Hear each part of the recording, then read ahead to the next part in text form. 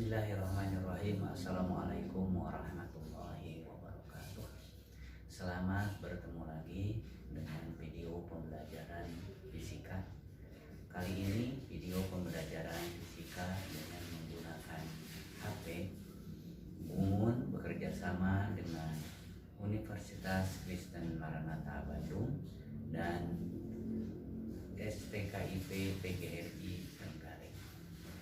Baiklah, pada kesempatan ini kita akan mempelajari pokok bahasan tentang hukum-hukum Newton tentang gerak.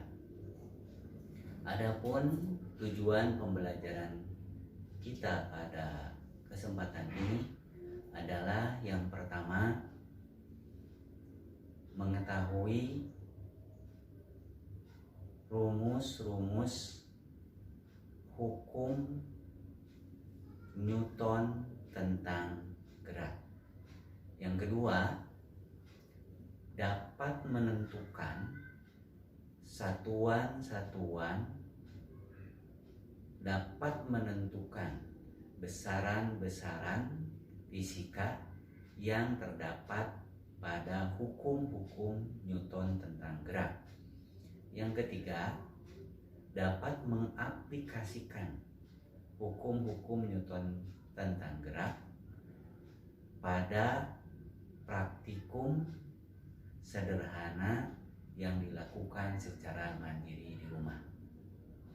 Itulah tujuan pembelajaran kita pada kesempatan ini. Baiklah, marilah kita buka pembelajaran kita pada kesempatan ini dengan membaca basmalah bersama-sama. Bismillahirrahmanirrahim. Seperti yang telah kita ketahui bersama bahwa gerak benda itu adalah merupakan perubahan posisi benda terhadap suatu titik acuan tertentu. Titik acuan itu bisa merupakan tempat mula-mula benda bergerak. Bisa juga titik acuan itu adalah titik tempat di mana pengamat berada, atau bisa juga titik acuan itu adalah titik yang ditentukan sebagai titik acuan gerak suatu benda. Oleh karena itu, maka gerak benda itu akan bersifat relatif. Karena gerak benda itu sangat ditentukan oleh titik acuannya. Sangat ditentukan oleh pengamatnya. Bisa saja satu benda dikatakan bergerak oleh seorang pengamat, tetapi oleh pengamat lain bisa saja benda yang sama tersebut sedang dalam keadaan diam. Jadi gerak benda bersifat relatif. Selanjutnya, hukum Newton tentang gerak ini mengungkapkan bagaimana hubungan antara gaya dengan gerak benda. Jadi dalam fisika, sebuah benda dikatakan bergerak itu dikarenakan adanya gaya yang bekerja pada benda itu. Menurut hukum Newton 1, yang lazim orang biasa menyebut dengan hukum kelembagaan, bahwa jika resultan gaya yang bekerja pada suatu benda sama dengan 0, maka benda tersebut akan diam. Jika mula-mula benda tersebut diam, dan benda tersebut akan terus bergerak dengan kecepatan tetap jika mula-mula benda tersebut berada dalam keadaan bergerak dengan kecepatan tetap. Artinya bahwa jika resultan gaya yang bekerja pada suatu benda itu nol, maka benda itu akan berada pada posisi diam jika mula-mula diam, dan berada pada posisi bergerak jika mula-mula dia bergerak dengan kecepatan tetap. Nah, hukum Newton ini disebut dengan hukum kelembaman karena memang di sini menunjukkan bahwa benda tersebut menunjukkan sifat lembamnya. Jadi hukum Newton 1 ini mengungkapkan bahwa benda bersifat lembam. Artinya setiap benda cenderung mempertahankan keadaannya sendiri, keadaannya semula. Jadi jika mula-mula benda itu dalam keadaan diam, maka cenderung benda itu akan terus mempertahankan dirinya, kedudukannya dalam posisi diam. Dan jika benda itu sedang bergerak, ya, maka cenderung benda tersebut akan bergerak dengan kecepatan tetap. Hukum Newton yang kedua adalah hukum Newton yang mengungkapkan adanya hubungan antara gaya dengan kecepatan benda.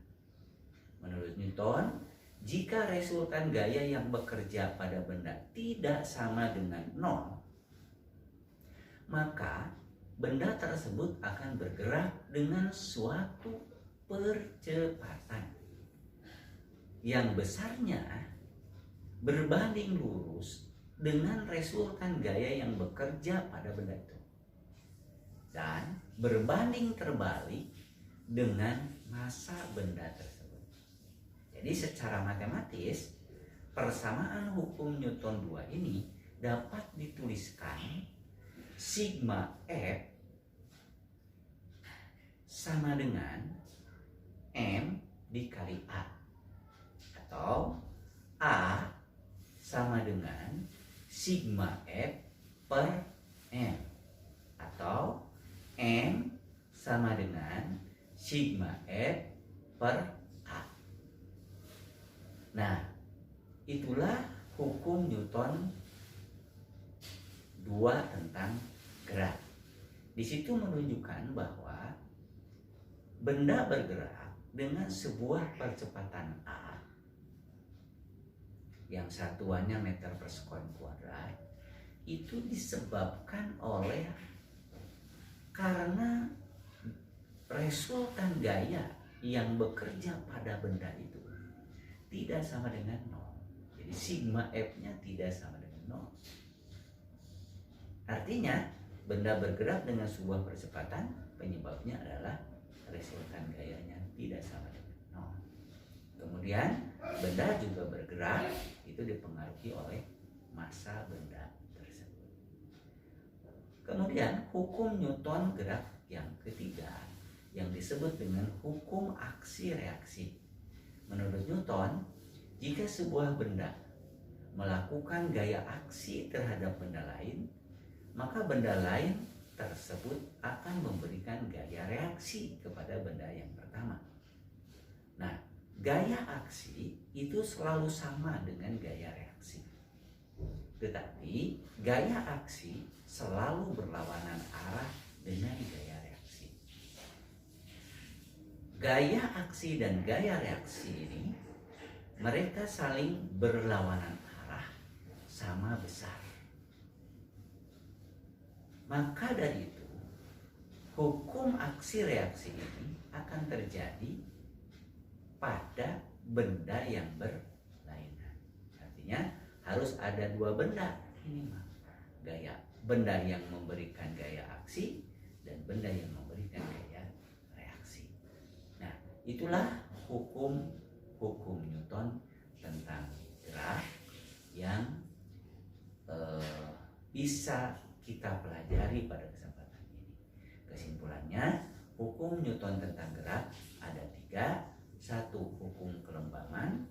yaitu jika jumlah resultan gaya yang bekerja pada benda sama dengan 0, maka benda jika mula-mula diam dia akan terus diam, jika mula-mula dia bergerak dengan kecepatan tetap, dia akan terus bergerak dengan kecepatan tetap. Kemudian hukum Newton yang kedua, jika resultan gaya yang bekerja pada benda tidak sama dengan 0, maka benda tersebut akan bergerak dengan sebuah percepatan yang besarnya berbanding lurus dengan resultan gaya dan berbanding terbalik dengan massa benda tersebut. Dan yang terakhir adalah hukum Newton 3 yang disebut dengan hukum aksi dan reaksi. Jika suatu benda mengadakan gaya reaksi kepada benda lain, maka benda lain akan memberikan gaya reaksi pada benda pertama. Gaya aksi selalu sama dengan gaya reaksi, tetapi gaya aksi selalu berlawanan arah dengan gaya reaksi. Gaya aksi-reaksi ini harus terjadi pada dua benda yang berbeda. Demikian, mudah-mudahan penjelasan ini bisa menambah wawasan Anda tentang hukum-hukum Newton tentang gerak, dan semoga bermanfaat. Billahi taufiq wal hidayah. Wassalamualaikum warahmatullahi wabarakatuh.